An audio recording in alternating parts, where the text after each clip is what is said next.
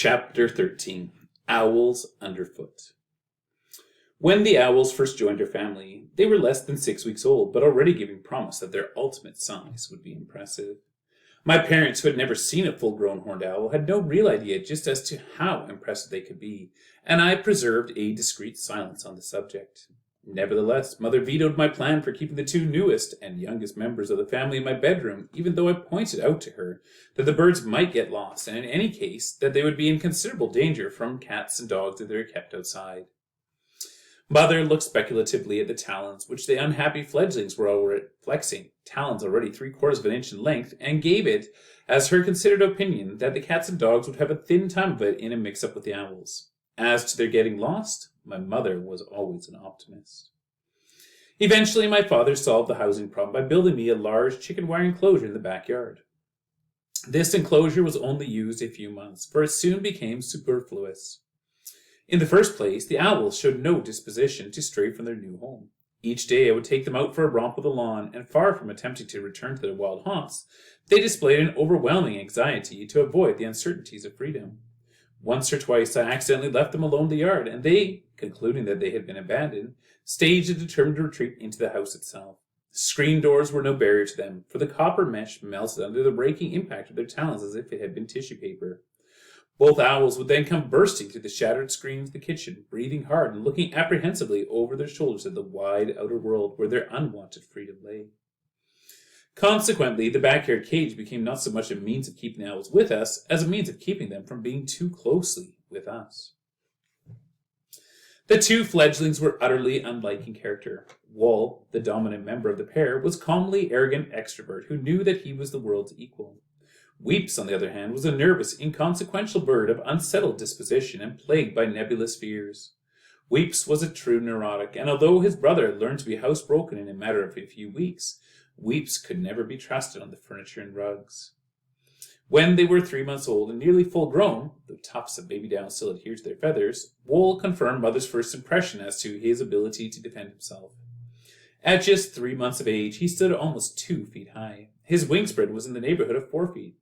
His talons were an inch in length and needle-sharp, and combined with his hooked beak, gave him a formidable armament. One summer night, he was in a huff as a result of a disagreement he had had with Mutt. When darkness fell, he refused to come down from a high perch in a poplar tree in order to go to bed in the safe refuge of the cage. Since there was nothing we could do to persuade him, we finally left him in his tree and went to bed ourselves. Knowing something of the ferocity of the night-stalking cats of Saskatoon, I was uneasy for him and slept lightly, with one ear cocked. It was just breaking dawn when I heard the sound of a muffled flurry in the backyard. I leaped from my bed, grabbed my rifle, and rushed out the front door. To my horror, there was no signs of Wool. The poplar trees were empty. Suspecting the worst, I raced around the corner of the house, my bare feet slipping in the dew-wet grass. Wool was sitting quietly on the back steps, his body hunched up in an attitude of somnolent comfort.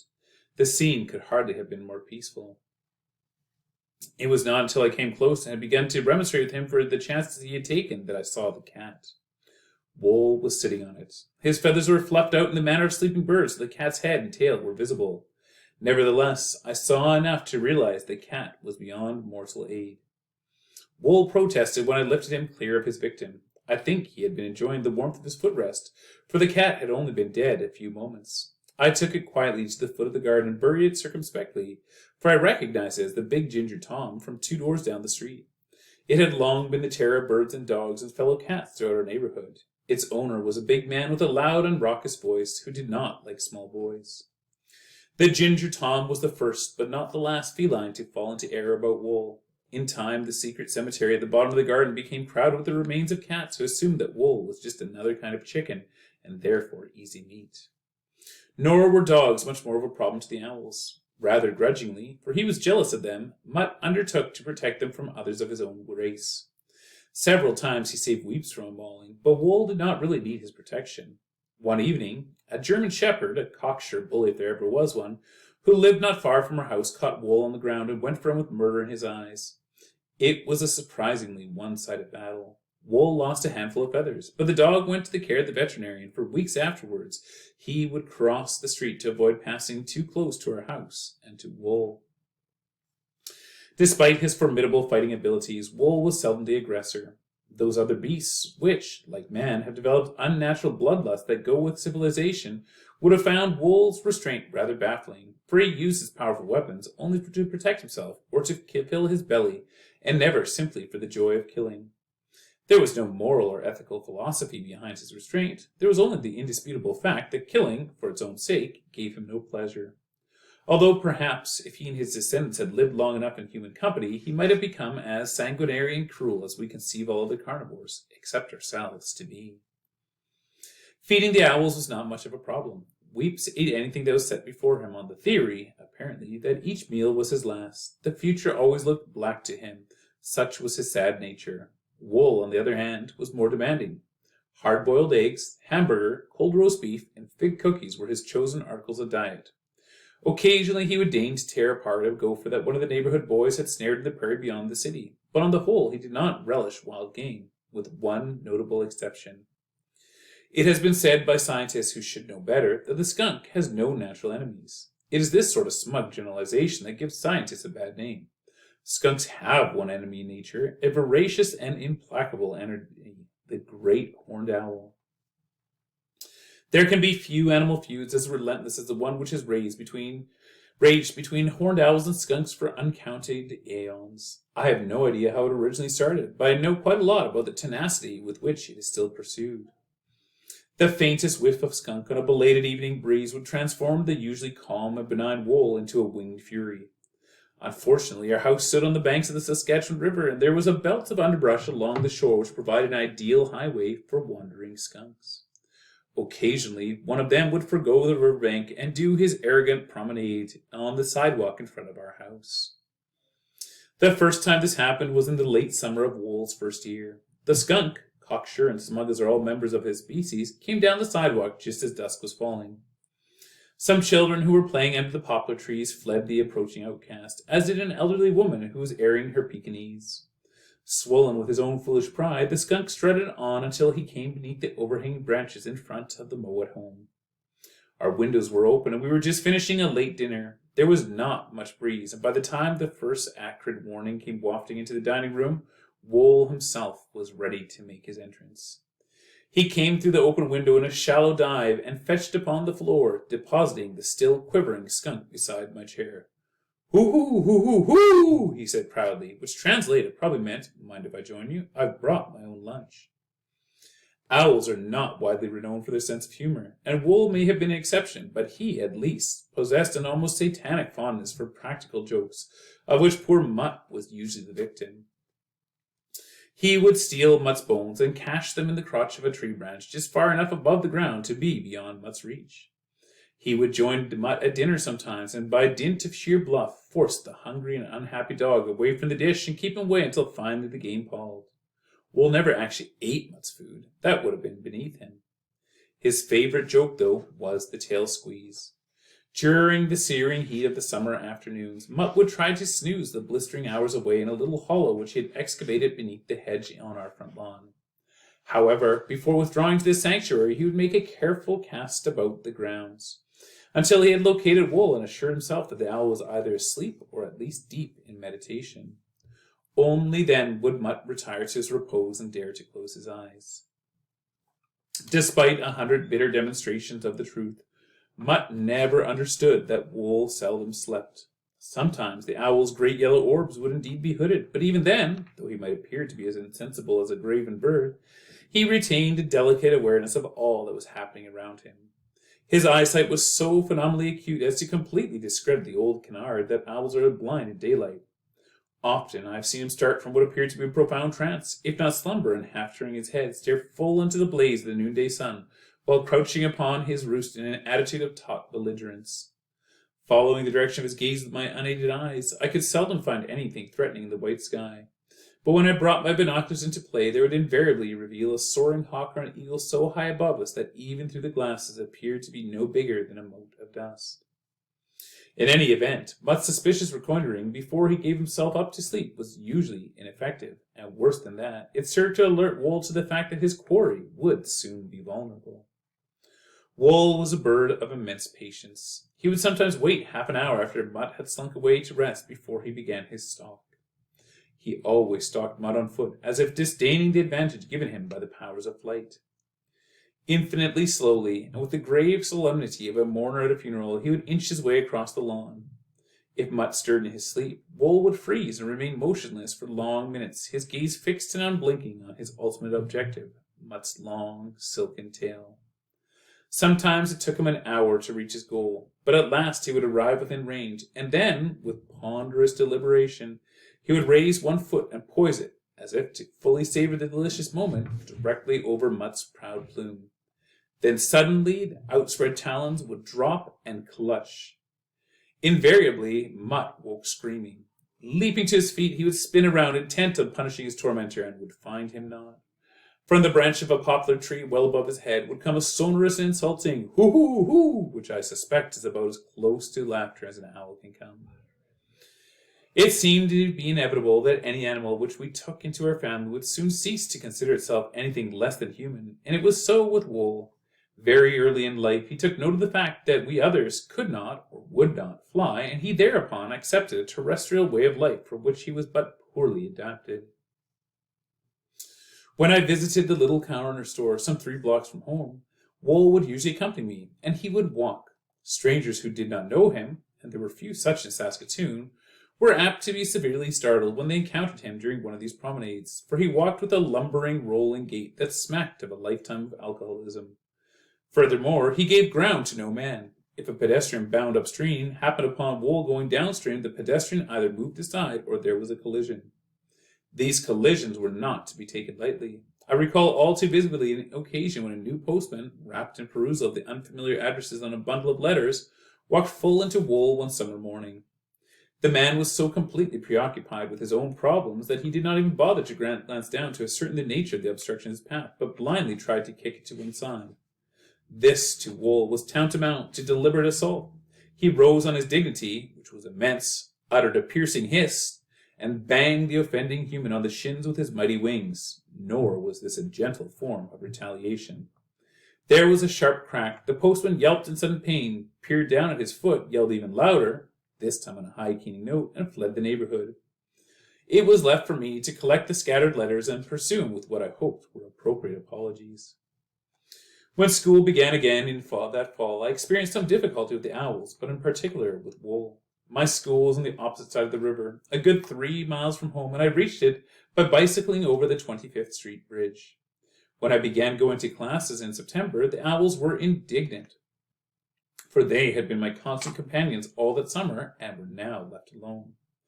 They did not readily accept this new state of affairs, and during the first week of the term I was late on 3 successive days as a result of having to conduct my tenacious pair of followers back home. On the 4th morning I grew desperate and tried locking them in the big outdoor pen, which they had long since ceased to use. Wool was infuriated by this treatment, and he tore into the chicken wire barrier with angry talons. I sneaked hurriedly away, but not before I was halfway across the bridge. A startled shout from a pedestrian and a scream of brakes from a passing car alerted me to some unusual happenstance. I had barely time to apply my own brakes when there was a wild rush of air, a deep throat and victorious hoo-hoo, and 2 sets of talons settled themselves securely on my shoulder. Wool was breathless from the unaccustomed busyness of flying, but he was triumphant. It was by then too late to take him home again, so I went resignedly on my way to school. I left him in the yard, perched on the handlebars of my bicycle and insecurely tied with binder twine. My 3rd class that morning happened to be French. The teacher was a desiccated female whose spiritual home may have been Paris, but who had never actually been further east than Winnipeg. She was affected, humorless, and a tyrant. None of us liked her, yet I actually felt sorry for her when in the midst of the declination of an irregular verb, Wool whomped moodily in through the 2nd-story window and slid to an unsatisfactory halt upon the top of her hardwood desk. The exclamation with which she greeted him was given in very old Anglo-Saxon, without even a hint of French accent. I had an interview with the principal after this incident, but he was a reasonable man. The upshot was that I escaped corporal punishment on the understanding that my owl would stay home in future. I achieved this end, but only at the cost of giving the owls free run of our house. Some 10 minutes before I was due to leave for school, I would invite Weeps and Wool into the kitchen, where they were allowed to finish off the bacon scraps left from our breakfast. Apparently, Wool accepted this as a sufficient bribe, for he made no further attempt to follow me to school, and Weeps, who always accepted Wall's lead, gave me no more trouble either. Mother, on the other hand, was not best pleased with these arrangements. Although the majority of the human residents of Saskatoon knew about and were inured to our owls, there were at least 2 occasions when Wool and Weeps were causing unwittingly harm and despondency to members of the human species. One of these took place in a prairie hamlet to the north of Saskatoon.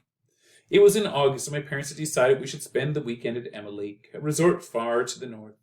We loaded our camping boat gear aboard early, and the 6 of us, Mother, Father, myself, Mutt, and the 2 owls, set out.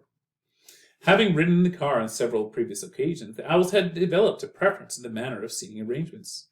Their chosen roost was on the back of the rumble seat, where they were exposed to the full force of the slipstream. They loved it, for it offered the same exhilarating thrill that all small boys experience when they thrust a hand out of a car window and let the wind act on it as it does upon the wing of an aircraft.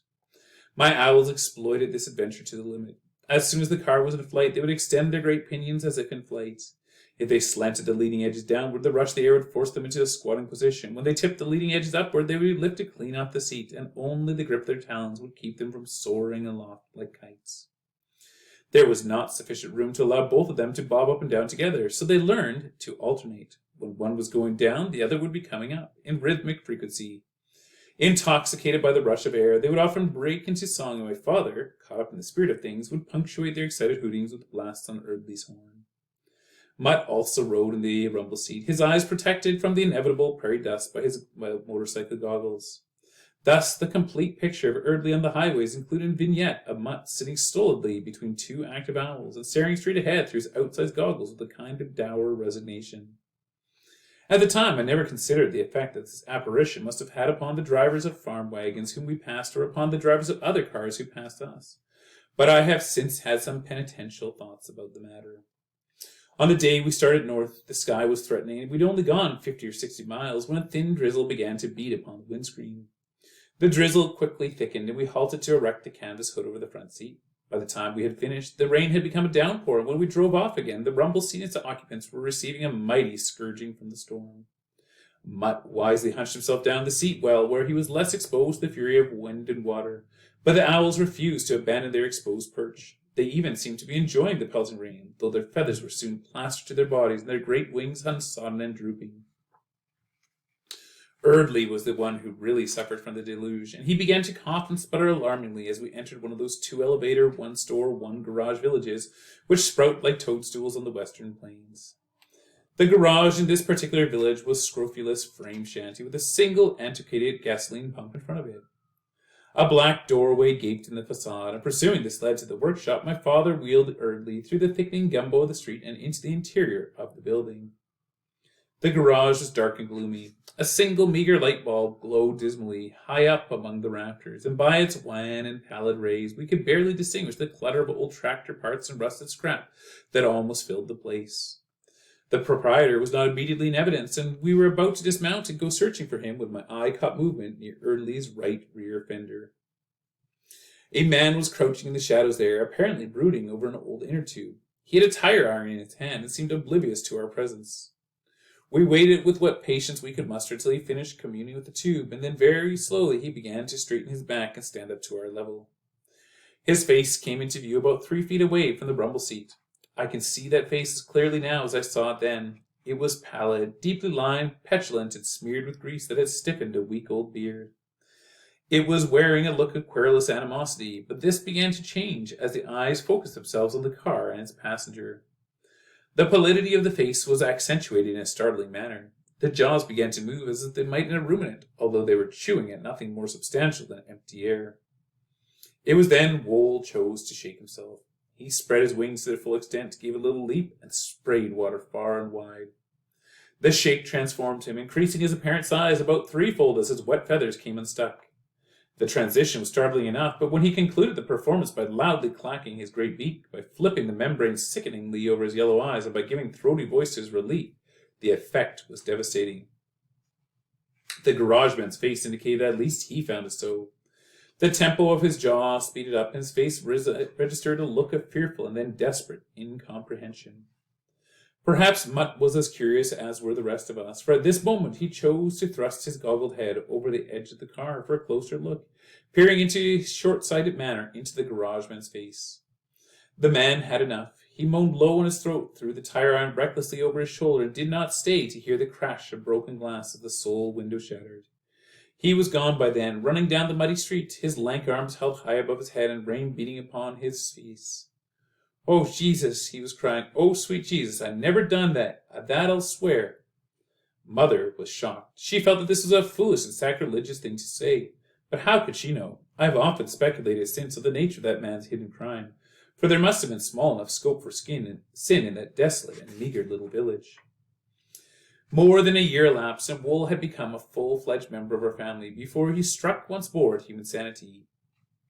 He had, at this time, become a house owl, making almost as much use of the house as we did ourselves. It was useless to try to deny him house privileges, for he had learned that when he came and banged on the window panes with his horny beak, we would hasten to admit him before the glass gave way. During the warm seasons, we resigned ourselves to leaving one of the living room windows permanently open, and by this portal he would come and go as the mood was on him. In the summer of Wool's second year, Saskatoon was enriched by the arrival of a young curate who had just graduated from a divinity school in the East. The curate was of earnest persuasion. He made it his first duty to pay a call upon every one of the members of our parish, to which he was attached. It was a warm and balmy summer afternoon when he reached our house. He rang our doorbell, and Mother was pleased to welcome him, for he was a well-favored youth. He had the high domed forehead that is so often the mark of a stage cleric, but the hair above it was black and curly. Mother invited him to the living room for a chat and a cup of tea. The young man made himself discreetly comfortable on our Chesterfield, a massive and antique piece of furniture which is so placed that it faced the fireplace, with its back to the open window some 6 feet behind it. Balancing a cup gracefully in his hand, the young divine engaged Mother in conversation, the burden of which was concerned with my own lamentable absences from Sunday school.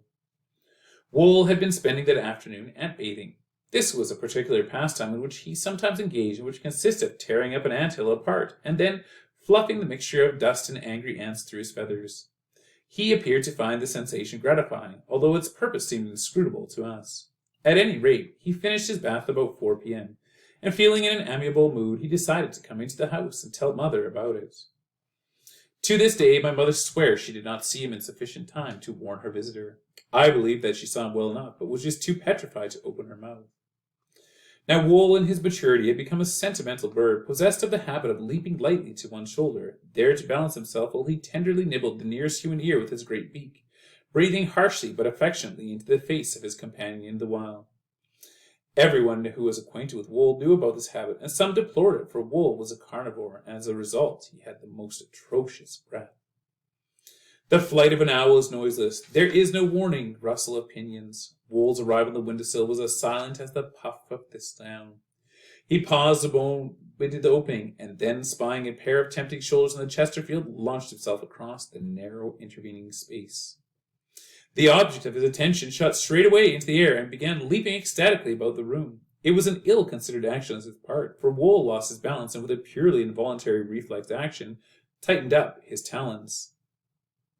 The curate now demonstrated that he was both an athletic and a vocal youth.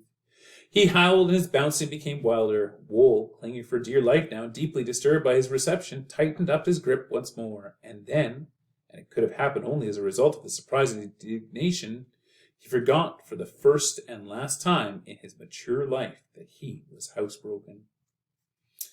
I do not recall any single catastrophe among the many which beset my family through the years that caused quite as much embarrassment as this one did. Mother, who was a pillar of the church, suffered more than the rest of us, but my father and I were now not exempt. I can but hope that the church officials knows how well filled the Mowat collection envelopes were on succeeding Sundays. I hope, too, the elders of the church had the common decency to reimburse their new curate for dry cleaning expenses incurred, let us say, in the line of duty. The stories of my family and Wool and Weeps that I have so far related are only highlights of a relationship which on the whole was a warm and rewarding one. Even my mother, who had less reason than any of us for such an attitude, was fond of Wool, and she forgave him almost everything during the 3 years he was with us. Though our owls were often underfoot, both actually and figuratively, we would not willingly have eschewed the chance to live with them. But, as must be with the lives of most wild things, which have been taken from the wilderness, the final fate of the two owls was a tragic one. When we left the West permanently in 1935, it proved impossible to take them with us, and we reluctantly made arrangements with an acquaintance who owned a farm some 200 miles from Saskatoon to care for our old friends. It was, of course, out of the question to turn them loose, for they would have been as helpless in the outer world as newborn owlets. For almost a year we had good reports of both our birds, but then poor, ineffectual Weeps somehow managed to strangle himself in the wire netting of his cage. Only a few weeks later, Wool tore the mesh apart and vanished. I wished that he had vanished permanently. Before we left the West, I tagged both owls with a aluminum band supplied by the U.S. Biological Survey. One day I received a letter from the survey informing me that a great horned owl, banded by me in Saskatoon in the spring of the year 1935, had been shot and killed in the same city in April of 1939. The address of the man who killed the owl and returned the band to Washington was given. It was the address of the house where we had once lived with Wool and Weeps. So in the end, Wool went back to the home which he had known so well. It took him almost 3 years to find his way, yet he succeeded. I can guess at his thoughts as he landed in that familiar old poplar and then dropped contentedly down to light upon the windowsill and to rap imperatively upon the glass with his great beak. I hope the death was mercifully quick.